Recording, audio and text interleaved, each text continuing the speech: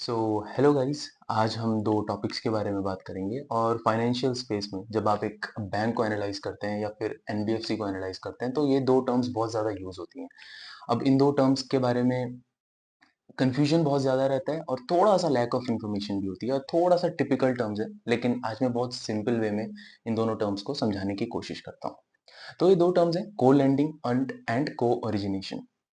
सुनने में एक जैसी लगती हैं, बहुत लोग इन दोनों चीज़ों को कन्फ्यूज़ करते हैं और इंटरचेंजेबली यूज़्ड भी करते हैं, ऐसा नहीं है। तो पहले हम को-लैंडिंग को समझते हैं। अब को-लैंडिंग से पहले आपको एक और टर्म समझना पड़ेगा जो बहुत इम्पोर्टेंट है, इसके बिना को-लैंडिंग आप समझ नहीं पाओगे।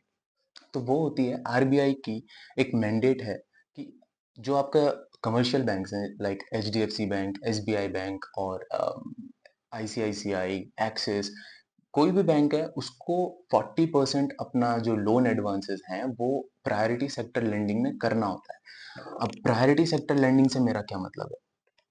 प्रायोरिटी सेक्टर मीन्स अब एक इकोनॉमी है, सपोज इंडियन इकोनॉमी है। इसमें अब ऐसा तो नहीं है कि आपको सिर्फ जो वेल्दी लोग हैं, जो रेगुलर जॉब करते हैं, जिनका बैंक स्टेटमेंट में लगातार पैसा आता है, हर महीने पैसा आता है और उनके पास एक अच्छी खासी क्रेडिट हिस्ट्री है और अकाउंट स्टेटमेंट है, तो वो यूजुअली क्या करते हैं, बैंक के पास जाते हैं और बैंक उनकी क्रेडिट हिस्ट्री चेक करता है, बैंक स्टेटमेंट्स चेक करता है, क्रेडिट प्रोफाइल चेक करता है और पैसा उनको दे देता है, लोन उनको दे देता है।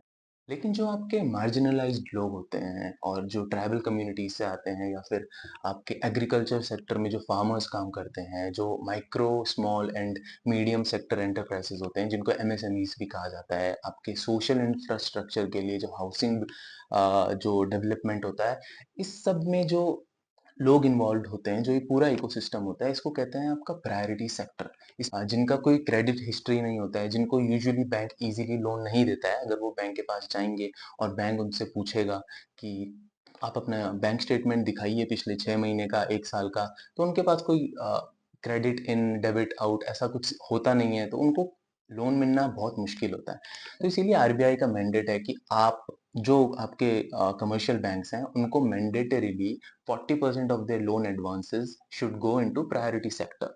बैंक और एनबीएफसी में बहुत सारे डिफरेंस होते हैं, लेकिन basic difference for this particular topic आपको जो ध्यान रखना है वो ये है कि बैंक्स में आपने भी आपको भी पता होगा, जैसे आप अपना पैसा, आपको अगर बैंक में सेव करना है तो आप सेविंग्स अकाउंट या करंट अकाउंट में सेव करते हैं if you are a business. लेकिन आप एनबीएफसी में जाके सेव नहीं कर सकते हैं। लाइक आप कोई इंडिया बुल्स हाउसिंग फाइनेंस हो गई या फिर आपकी बजाज फाइनेंस हो गई, बहुत सारी एनबीएफसीज हैं। आ, तो आप इस एनबीएफसीज के पास पैसा डिपॉजिट नहीं कर सकते हो, वो मैंडेट सिर्फ बैंक्स को होता है। तो ऑन वन हैंड बैंक्स के पास कैपिटल तो है, क्योंकि उसने आपके पास से डिपॉजिट लिया है, आपका पैसा सेव किया है। लेकिन एनबीएफसीज के पास डिपॉजिट नहीं होता है, वो आप लोगों से पैसा नहीं ले सकते हैं, वो सिर्फ आपको पैसा दे सकते हैं। तो फिर से इसको समझते हैं, बैंक्स के पास कैपिटल है, पैसा है, लेकिन बैंक्स का रीच नहीं है। Banks usually tier 2, tier 3, tier 4, max to max tier 4 cities तक जाते हैं।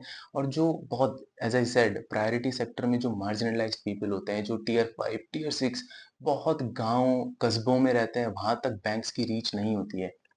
लेकिन वहां पे एनबीएफसी की रीच होती है। एनबीएफसी इन कस्टमर से बात करता है, कस्टमर्स को सोर्स करता है और बैंक के पास लाता है। एनबीएफसी बैंक के पास इसीलिए लाता है क्योंकि एनबीएफसी के पास रीच तो है, लेकिन कैपिटल नहीं है, पैसा नहीं है। अब को लेंडिंग में क्या होता है? को लेंडिंग आप नाम से समझ गए होंगे कि NBFC on one hand and banks on the other hand, they combine and they provide a loan to a customer who has a risky credit profile, जिसकी क्रेडिट प्रोफाइल थोड़ा रिस्की होती है। एनबीएफसी कस्टमर सोर्स करता है, bank के पास जाता है, bank को कहता है आपके पास कैपिटल है, आपको आप इस पर्टिकुलर कस्टमर को कैपिटल दो। सपोज कोई एक कस्टमर है, एमएसएमई उसका बिजनेस है, मीडियम सेक्टर एंटरप्राइज है, तो वो बैंक के पास जाता है, बैंक को डायरेक्टली अगर बैंक के पास जाता है, बैंक को कहता है कि आप मुझे 2 लाख का लोन दीजिए, या सपोज उसको सिंपलीफाई करते हैं, 1 लाख का लोन दीजिए। तो बैंक बोलेगा कि आप अपना क्रेडिट हिस्ट्री दिखाइए। अब क्रेडिट हिस्ट्री जहाँ पे पुअर है उसका, उसके पास उसने कभी लोन नहीं लिया है, उसका रेगुलर पेमेंट उसे नहीं आता है, क्रेडिट प्रोफाइल थोड़ा रिस्की है, तो बैंक क्या उसको तो लोन नहीं देगा।